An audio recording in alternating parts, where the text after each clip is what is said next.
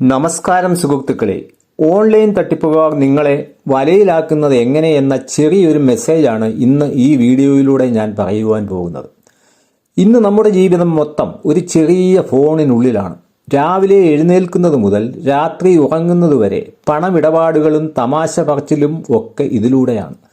പണ്ട് കള്ളന്മാർ വീടിൻ്റെ മതിൽ ചാടിയാണ് വന്നിരുന്നത് എങ്കിൽ ഇന്ന് അവർ നമ്മുടെ പോക്കറ്റിലെ ഫോണിലൂടെ ഹായ് പറഞ്ഞു വരും. ഒരു ചെറിയ ലിങ്കിൽ നമ്മളൊന്ന് തൊട്ടാൽ മതി, അക്കൗണ്ടിലെ പണം എപ്പോൾ പോയി എന്ന് നോക്കിയാൽ മതി. അതുകൊണ്ട് ഇന്ന് നമ്മൾ സംസാരിക്കുന്നത് സൈബർ സുരക്ഷയെക്കുറിച്ചാണ്. പേടിക്കേണ്ട വലിയ സാങ്കേതിക വാക്കുകളൊന്നുമല്ല, നമുക്ക് ലളിതമായി കാര്യങ്ങൾ മനസ്സിലാക്കാം. ബാങ്കിംഗ് തട്ടിപ്പുകൾ. ആദ്യം തന്നെ വരുന്നത് ബാങ്കിംഗ് തട്ടിപ്പുകളാണ്. പെട്ടെന്നൊരു മെസ്സേജ് വരുന്നു, നിങ്ങൾക്ക് 1 കോടി രൂപ ലോട്ടറി അടിച്ചിരിക്കുന്നു, ഈ ലിങ്കിൽ ക്ലിക്ക് ചെയ്യൂ. നമ്മൾ ചിന്തിക്കും, ഞാൻ ലോട്ടറി എടുത്തില്ലല്ലോ, പിന്നെ എങ്ങനെ അടിച്ചു? അത്ഭുതപ്പെടേണ്ട, അത് തട്ടിപ്പുകാരൻ്റെ ഒരു ചൂണ്ടയാണ്.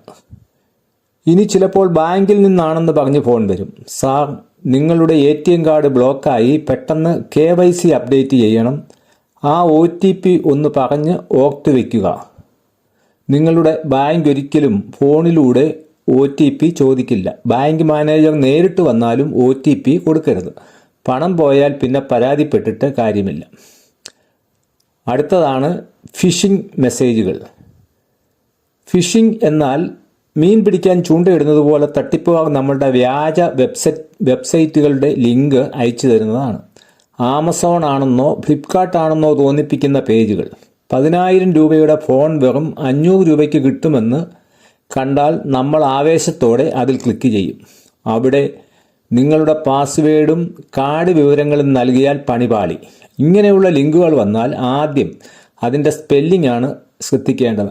ആമസോൺ എന്നതിന് പകരം ചിലപ്പോൾ ആമസോൺ ഇടയ്ക്ക് ഒരു 0 ആയിരിക്കും ഓയ്ക്ക് പകരം ഇട്ടിരിക്കുന്നത്. എന്നോ മറ്റോ ആകും ഉണ്ടാവുക.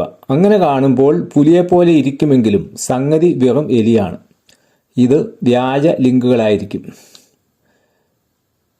ഇതുപോലെ സോഷ്യൽ മീഡിയ സുരക്ഷ. ഇനിയും നമ്മുടെ ഫേസ്ബുക്കും വാട്സപ്പും. നിങ്ങളുടെ സുഹൃത്തിൻ്റെ പേരിൽ ഒരു മെസ്സേജ് വരുന്നു, അളിയ, ഞാൻ ഹോസ്പിറ്റലിലാണ്, അർജൻറ്റായി ഒരു 5,000 രൂപ അയച്ചു തരുമോ? ഉടനെ പണം അയക്കുന്നതിന് മുൻപ് ആ സുഹൃത്തിനെ ഒന്ന് വിളിച്ച് ചോദിച്ചിട്ട് വേണം. അല്ലാതെ അവൻ്റെ അക്കൗണ്ട് ആരെങ്കിലും ഹാക്ക് ചെയ്തതുകൊണ്ടായിരിക്കും ഇങ്ങനെയുള്ള മെസ്സേജുകൾ വരുന്നത്. കൂടാതെ അനാവശ്യമായ ആപ്പുകൾക്ക് നിങ്ങളുടെ ഗാലറിയിലേക്കും കോണ്ടാക്റ്റിലേക്കും പെർമിഷനും കൊടുക്കാതിരിക്കുക. നമ്മുടെ സ്വകാര്യത നമ്മുടെ കയ്യിലിരിക്കട്ടെ. ചുരുക്കി പറഞ്ഞാൽ സൂക്ഷിച്ചാൽ ദുഃഖിക്കേണ്ട എന്നർത്ഥം. ഓൺലൈൻ ലോകത്ത് സൗജന്യമായി ഒന്നും കിട്ടില്ല എന്ന് ആദ്യം തന്നെ മനസ്സിലാക്കുക. ഒന്നാമതായി, അനാവശ്യ ലിങ്കുകളിൽ ആവശ്യമില്ലാതെ ക്ലിക്ക് ചെയ്യരുത്. OTP ആരോടും പങ്കുവെക്കരുത്. സോഷ്യൽ മീഡിയയിൽ കഴിയുന്നതും 2 സ്റ്റെപ്പ് വേരിഫിക്കേഷൻ ഓൺ ചെയ്തിരിക്കണം. ഇനിയും അഥവാ നിങ്ങൾ തട്ടിപ്പിനിരയായാൽ മടിക്കണ്ട, ഉടൻ തന്നെ 1930 എന്ന നമ്പറിൽ വിളിച്ചോ, അല്ലെങ്കിൽ www.cybercrime.gov.in എന്ന സൈറ്റിലോ പരാതിപ്പെടേണ്ടതാണ്.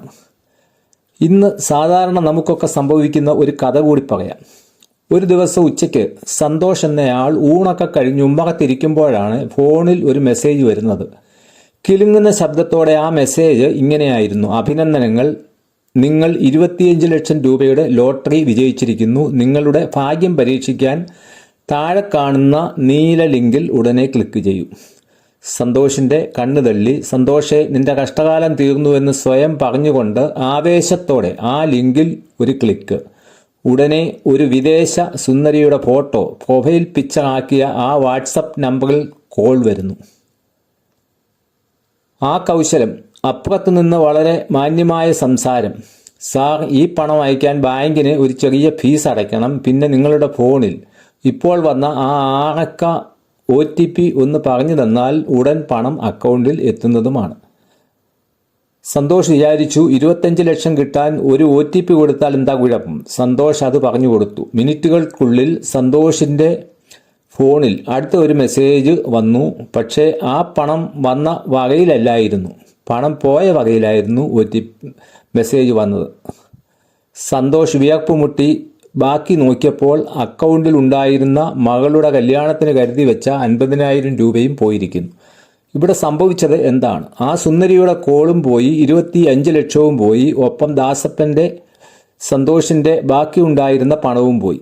സന്തോഷ് അപ്പോഴാണ് ഓർത്തത്, ലോട്ടറി എടുക്കാത്ത എനിക്ക് എങ്ങനെയാണോ 25 ലക്ഷം അടിക്കുന്നത്? നമ്മുടെ ഇടയിൽ ഒരുപാട് സന്തോഷന്മാരില്ലേ? ഓർക്കുക, അധ്വാനിക്കാതെ പണം വരാൻ ഇത് സിനിമയല്ല, ജീവിതമാണ്. അറിവാണ് ഏറ്റവും വലിയ സുരക്ഷ. ഈ വീഡിയോ നിങ്ങളുടെ പ്രിയപ്പെട്ടവർക്ക് അയച്ചു കൊടുക്കുക. സുരക്ഷിതരായിരിക്കാൻ എപ്പോഴും ശ്രദ്ധിക്കുക. അടുത്ത വീഡിയോയിൽ കാണാം. നന്ദി.